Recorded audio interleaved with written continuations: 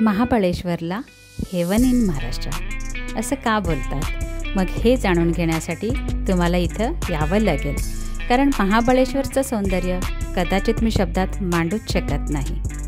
नमस्कार, अर्चना सचिनच्या ह्या प्रवासामध्ये तुम्हा सर्वांचं मनापासून स्वागत. आज आहे आपला महाबळेश्वरमध्ये दुसरा दिवस.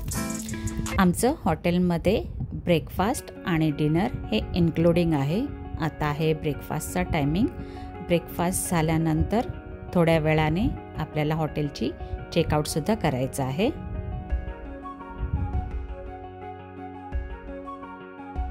आमच्या हॉटेलचा चेकआउट झालेला आहे.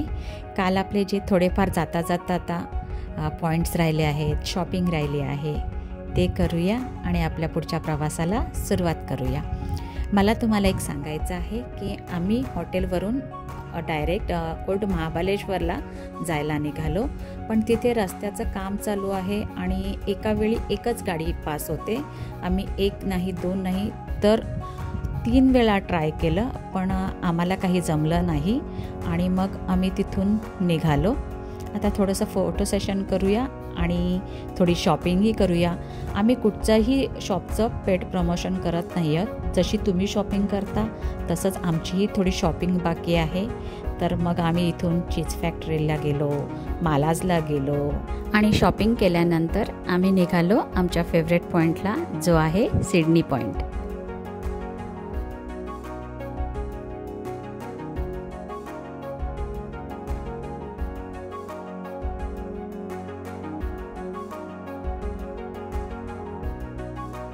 आता आम्ही आलो आहोत.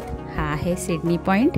हा आमचा फेवरेट पॉईंट आहे. आणि हा फेवरेट का आहे तर प्रत्येकाचा कुठचा आणि कुठचा फेवरेट पॉईंट असतोच, तसाच आमचा देखील आहे.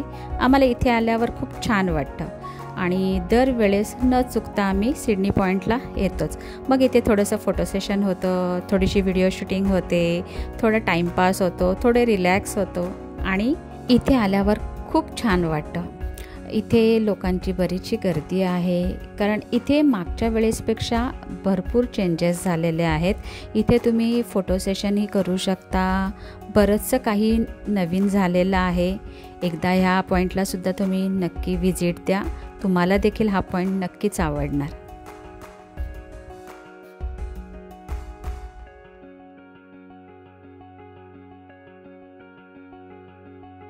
हा आहे सिडनी पॉईंटचा व्ह्यू. यावेळेस धुके नाही आहे, नाहीतर इथे एवढं धुकंही असते, हवाही असते आणि जर जोरदार पाऊस असेल तर मग आपल्याला इथे काहीच पाहता येत नाही.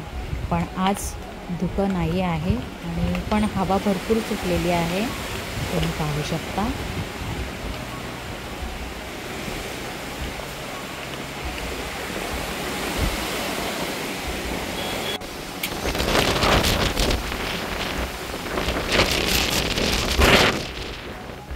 या पॉईंटची सर्वात जास्त मजा हीच आहे की इथे भरपूर हवा सुटलेली असते आणि खूप छान वाटतं इथे.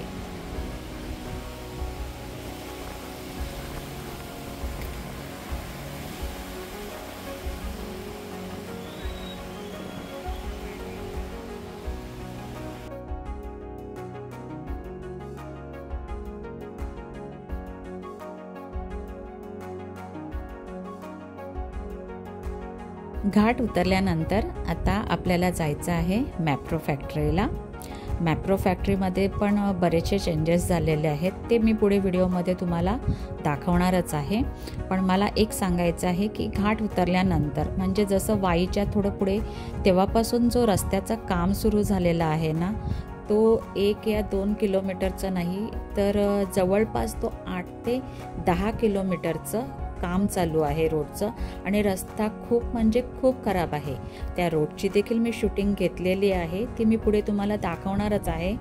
पण रस्ता खूप खराब आहे. आता तुम्ही डिसाईड करा की तुम्हाला कुठचा रूट घ्यायचा आहे. तो मी दोन्ही रूटबद्दल सांगितलेलं आहे. गोवा रूट जर त्या मानाने खूप बेटर आहे, पण पुणे रूट जर पकडलात तर रस्ता खरंच खूप खराब आहे. हां, पण जर तुम्ही ह्या महिन्यामध्ये जर येणार असाल ना, तर कदाचित एका महिन्यामध्ये ह्या रोडचं काम झालेलं देखील असेल. पण जर तुम्ही ह्या वीकमध्येच येणार असाल तर रस्ता खरंच खूप खराब आहे, तर ते तुम्ही नक्की चेक करा आणि त्याप्रमाणे तुमची ट्रिप प्लॅन करा.